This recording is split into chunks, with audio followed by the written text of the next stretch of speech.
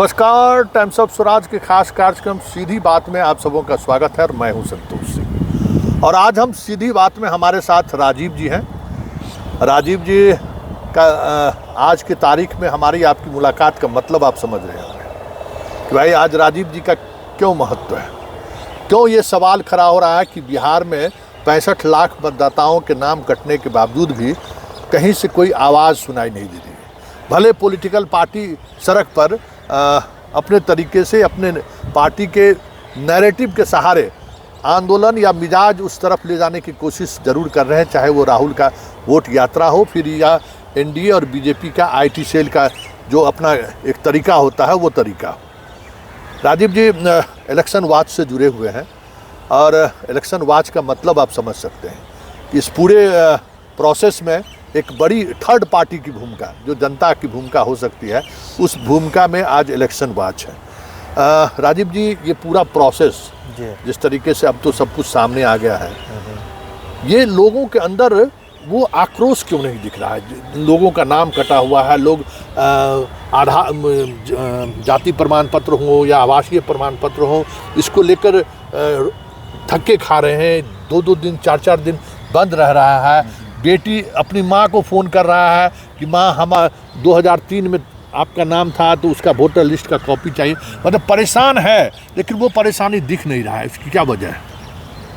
ये परेशान पूरा आवाम है और अंदर खाने असंतोष भी काफ़ी ज़्यादा है, लेकिन सही दिशा और नेतृत्व के अभाव में वो बिखरा है। वो परेशानी आपको सतह पर दिख नहीं रहा है, लेकिन परेशान सभी लोग हैं। और ये पूरे मामले का एक शुरुआती दौर है, हम ये मान सकते हैं कि ये असंतोष का शुरुआती दौर है, जिसमें लोग अब ये महसूस करने लगे हैं कि आज़ादी के बाद जो सबसे प्रमुख अधिकार, मतदान का अधिकार मिला था, और इस मतदान के अधिकार से बड़े पैमाने पर लोगों को वंचित किया जा रहा है। अभी तो शुरुआत है, ये आगे देखिए होता है क्या। लेकिन आपको लगता है क्या, देखिए आप थर्ड पार्टी हैं, मतलब दो धाराएं हैं। एक धाराएं जो महागठबंधन की धाराएं हैं, जो कह रहे हैं कि इसमें आदिवासी, अल्पसंख्यक, बाकी लोगों को वोट देने से वंचित करने की ये साजिश है SIR को लेकर। दूसरी तरफ से एक दूसरी धारा है जो कह रहे हैं कि जो घुसपैठिए हैं, बांग्लादेशी घुसपैठिए हैं, उनको बाहर निकाला जा रहा है। तो इसमें परेशानी क्या है? ग्राउंड रियलिटी क्या है? क्या आपको लग रहा है कि वाकई में दोनों अपने पॉलिटिकल पार्टी नैरेटिव सेट कर रहे हैं, या फिर इलेक्शन कमीशन भी कहीं न कहीं उस खेल में शामिल है? देखिए, चुनावी इतिहास में इलेक्शन कमीशन का जो पराभव हुआ है वह सबसे न्यूनतम स्तर पर है। अभी इलेक्शन कमीशन विश्वास के संकट के दौर से गुजर रहा है, और जो नहीं होना चाहिए, क्योंकि हम लोगों ने TN सेशन और KJ राव का भी दौर देखा है, जब इलेक्शन कमीशन का मतलब होता था और लोग उस पर आंख बंद करके विश्वास करते थे, आंख मूंद कर विश्वास करते थे। लेकिन अब ये दौर है, अभी बस इसकी यही कह सकते हैं कि एक शुरुआत है, जो आने वाले समय में आपको दिखेगा। चूँकि लोग बहुत सारे इन मुद्दों को समझ नहीं पा रहे हैं, और कई प्रयास भी हो रहे हैं, सोशल मीडिया पर भी प्रयास हो रहे हैं, सामाजिक संगठनों के द्वारा भी हो रहे हैं। लेकिन पिछले दिनों जो माननीय सर्वोच्च न्यायालय के जो अंतरिम आदेश हुए, वह एक राहत भरी खबर थी, जो लोकतंत्र के ख़त्म होने के पहले उन्होंने उसको बचा लिया। लोकतंत्र का जो इकबाल था, लोकतंत्र की जो प्रतिष्ठा थी, उसको धूमिल होने से चुनाव आयोग के फैसले ने बचा लिया। और ये असंतोष आपको धीरे धीरे दिखेगा, इसलिए कि लोग इन मुद्दों को समझ भी नहीं पाए हैं, और इसका सही दिशा में नेतृत्व और दिशा देने वाले लोगों की भी कमी हो रही है। और पॉलिटिकल पार्टी जो अलग अलग तरीके से इसको इंटरप्रेट कर रही है, तो बहुत हद तक ठीक भी है, क्योंकि जन विरोधी नीति के खिलाफ राजनीतिक दलों को आगे आना भी चाहिए। लेकिन सारे राजनीतिक दलों को व्यापक हित में चुनाव सुधार और राजनीति सुधार के बारे में भी सोचना चाहिए। सिर्फ वो अपना हित ना साधें, सिर्फ अपना एजेंडा तक ही सीमित ना रहें, व्यापक हित में जनता के हित की बात सोचे। इस पूरे मामले में आपको दिखेगा कि चुनाव आयोग अपनी बात करता है, राजनीतिक दलों की बात वो करता है, लेकिन जनता की बात नहीं करता है। इस पूरे मामले में, पूरे लोकतंत्र में जनता सर्वोपरि है, नागरिक सर्वोपरि है। नागरिक धर्म को समझना होगा, और नागरिक धर्म जब समझेगा तो लोग ज़रूर विरोध के लिए खड़े होंगे, सड़क पर उतरेंगे। अभी वो समय का इंतज़ार कीजिए। लेकिन एक बात है, आप भी बहुत लंबे समय से इस पूरे प्रोसेस में आप हैं, खास करके वोट जब समय आता है कि किस तरीके के उम्मीदवार आपके सामने हैं, जागरूकता के काम में आपका संगठन लगा हुआ है, दशकों से ये काम कर रहा है। कहीं न कहीं ये SIR को लेकर आप लोगों को क्यों प्रॉब्लम है, क्या इसमें समस्याएं आ रही हैं? थर्ड पार्टी है, इसलिए आपसे ये जानना चाहते हैं। देखिए, SIR रिवीजन का जो साइकिल है वो निरंतर चलता रहता है। रिवीजन दो प्रकार से होता है। चुनाव आयोग ये साइकिल 2 प्रकार से चलता है। एक रिवीजन के प्रोसेस से, और दूसरा कंटिन्यूस अपडेशन प्रोसेस के माध्यम से, और ये सालों भर चलता है। अब तो साल में 4 बार होने लगा है। लेकिन चुनावी वर्ष में ये रिवीजन का काम नहीं होता है। चुनाव के 1 साल पहले होता है short term revision, intensive revision, लेकिन स्पेशल इंटेंसिव रिवीजन ये पहली बार हो रहा है। और अभी तक ये कानून के जानकार और इस पूरे मामले को जानने वाले लोगों को समझ में नहीं आ रहा है कि ये किस कानून के तहत ये स्पेशल इंटेंसिव रिवीजन कराया जा रहा है। 2003 में भी हमें करा है। वो स्पेशल इंटेंसिव नहीं था, वो इंटेंसिव रिवीजन था। यह पहली बार हो रहा है। और यह पिछले सुनवाई में कोर्ट ने भी इसी चीज़ को लेकर आपत्ति दर्ज किया था।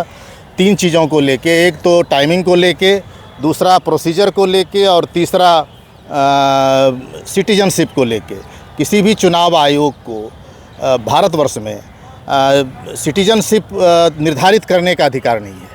लेकिन वो तो कर रहे हैं कि हमको संवैधानिक राइट है इलेक्शन कमीशन को कि भाई सिटीजनशिप निर्धारित करे। वो सिटीजनशिप निर्धारित करने का अधिकार नहीं है। और इसके पहले 1995 में एक ऑर्डर भी सुप्रीम कोर्ट का था, जिसमें ये बताया गया था कि सिटीजनशिप तय करने का जो काम है वह गृह मंत्रालय का है, सरकार का है, आयोग का यह काम नहीं है।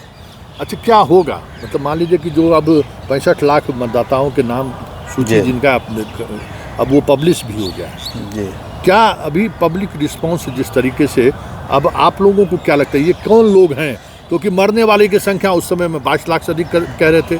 अब जो सूची जारी की है उसमें बहुत सारी ऐसी चीज़ें हैं जिनका सूची में दोनों में से किसी में नाम नहीं है। मतलब एक अलग तरीके की चीज़ें सामने आ रही हैं। जनता के बीच कन्फ्यूजन है, जनता कुछ समझ नहीं पा रही है, और उसको समझाने वाले लोग भी नहीं हैं। क्योंकि हम लोगों ने देखा है कि ये सुनवाई के दौरान भी कि कैमूर और दरभंगा में 10 से 12% जो ये परिपत्र था उसमें नॉन रिकमेंडेड शो कर रहा है, और ये BLO ने किया है। BLO को जबकि कोई राइट नहीं है। BLO सिर्फ फॉर्म परिपत्र भरने के काम में लगाए जाते हैं, और उसको स्क्रूटनाइज करने का काम RO और ERO का है। इसलिए BLO को ये राइट भी नहीं है। तो इसलिए ये आप नहीं बता सकते हैं कि आने वाले समय में उसका क्या होगा। लेकिन जनता के बीच ये बड़ी भ्रम की स्थिति है, और अभी कुछ उसमें कहा नहीं जा सकता है, इसलिए कि जो आंकड़े दिए जा रहे हैं उसमें बड़ी आबादी पलायन कर गई है और कुछ मृत हैं। जबकि ये कन्फ्यूजन है कि इतने कम समय में 22 लाख लोग कैसे मर गए, जबकि पिछला जो शॉर्ट टर्म रिवीजन था उसमें 4 लाख लोगों के मरने की पुष्टि की गई है। तो अभी आयोग को आगे आना पड़ेगा इस पर, क्योंकि पिछले जो आंकड़े दिए गए हैं उन आंकड़ों में कन्फ्यूजन है। लोग इस बात को समझ नहीं पा रहे हैं, और उनको समझाने वाले लोग भी नहीं हैं। क्योंकि जो पलायन कर गए हैं उनको कोई बताने वाला नहीं है, वो कैसे वो फिर से उसको अपना जो है दावा आपत्ति करेंगे। क्योंकि दावा आपत्ति की जो अवधि है वो समाप्त नहीं हुई है, तो दावा आपत्ति कैसे करेंगे, ये कौन करेगा, कौन इसको बताएगा, कौन फैसिलिटेट करेगा, इसकी ये अभी स्पष्ट नहीं है। दूसरा है कि सिर्फ एक राजनीतिक दल के जो BLA हैं वो एक्टिव हैं, बाकी दलों के जो BLA हैं वो एक्टिव नहीं है। इसलिए यह भी आवश्यक है कि सभी राजनीतिक दलों को इस काम में आगे आना चाहिए, क्योंकि राजनीतिक दलों की जो उद्भव और विकास हुआ है, उसका जो जन्म हुआ है, इसी समाज के गर्व से हुआ है। इसलिए राजनीतिक दलों को आगे आना चाहिए और बीएलए के माध्यम से अधिक से अधिक जनता को मतदाता सूची में नाम दर्ज कराने के दिशा में आगे बढ़ के काम करना चाहिए। ये जो 65 लाख मतदाताओं का जो नाम कटा है, हाँ, इस अब तो वो पब्लिश हो गया है कि वो क्यों कटा है या किस आधार पर कटा है। आप लोगों का अध्ययन क्या है? देखिए, अभी तो 22 तारीख को जो कल आने वाला है सुप्रीम जो सुनवाई होने वाली है, उसमें स्पष्ट हो पाएगा। अभी तो 65 लाख लोगों के नाम सिर्फ जारी किए गए हैं, लेकिन उसके पहले जो 7 करोड़ 24 लाख लोगों के जो नाम है, उसमें भी कई जगह पे बहुत सारे कन्फ्यूजन हैं। उस दिशा में भी मुझे लगता है कि कोर्ट कोई आगे की जो है कुछ कार्रवाई करेगी, क्योंकि एक अच्छी शुरुआत यह हुई है कि पारदर्शिता के दिशा में कोर्ट ने एक अच्छा जजमेंट दिया है पिछले दिनों जो दिया है। इसलिए मुझे लगता है कि 7 करोड़ 24 लाख लोगों के जो नाम हैं, उस दिशा में भी कुछ न कुछ ज़रूर सुधार के काम होंगे। उसमें क्या परेशानी है? उसमें तो अब आने वाले समय में वो पता चलेगा कि किस तरह की परेशानी है, लेकिन कई जगह पर अधिक से अधिक लोग मरे हुए लोगों के नाम हैं, कई जगह पर जो जिंदा हैं उनके नाम हटा दिए गए हैं, मरे हुए में शामिल कर दिए गए हैं। इस प्रकार के अभी जमुई और मुजफ्फरपुर में एक घर में 200 250 लोगों के नाम हैं। तो इस प्रकार की बहुत सारी गड़बड़ियाँ पूरे बिहार में है और ये गड़बड़ी होते रहती है। इसमें सुधार के प्रयास भी चलते हैं, लेकिन विशेष इंटेंसिव रिवीजन को लेके और सिटीजनशिप निर्धारित करने को लेके तमाम सामाजिक संगठन और तमाम राजनीतिक दलों को विरोध ये है, आपत्ति है। चलिए, हम ये समझना चाहते थे कि थर्ड पार्टी इस पर क्या सोचती है। इलेक्शन वॉच सिर्फ SIR को लेकर ही नहीं, किस तरीके के उम्मीदवार चुनावी मैदान में, हर चुनाव से पहले जब इन्हीं लोगों की वो लड़ाई थी जिसमें सारे उम्मीदवार को अपना क्रिमिनल हिस्ट्री या आप पर कितने मुकदमे दर्ज हैं, वो सारे मुकदमों के बारे में जानकारी सार्वजनिक करने पड़ रही है। उसका असर भले ही मतदाताओं के जेहन पर ना पड़े, मानसिक तौर पर उस आधार पर जनता आज भी नहीं सोच रही है, लेकिन इलेक्शन सुधार को लेकर जितनी भी लड़ाइयाँ आज तक लड़ी गई है, उसमें ADR और इलेक्शन वॉच की बड़ी भूमिका रही है। इसलिए हमने थर्ड पार्टी की बात की कि थर्ड पार्टी इस पर क्या सोचते हैं।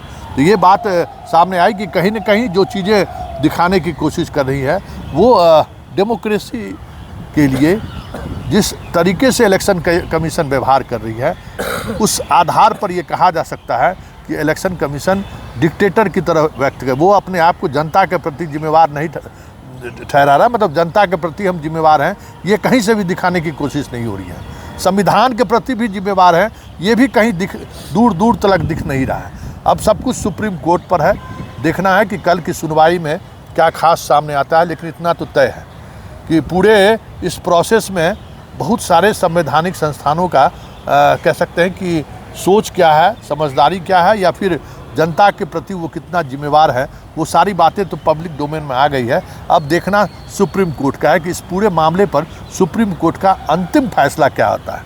इस सीधी बहस को यहीं ख़त्म करते हैं, फिर किसी नए मुद्दों के साथ हमारी आपकी मुलाकात होगी। फिलहाल इजाज़त दीजिए, नमस्कार।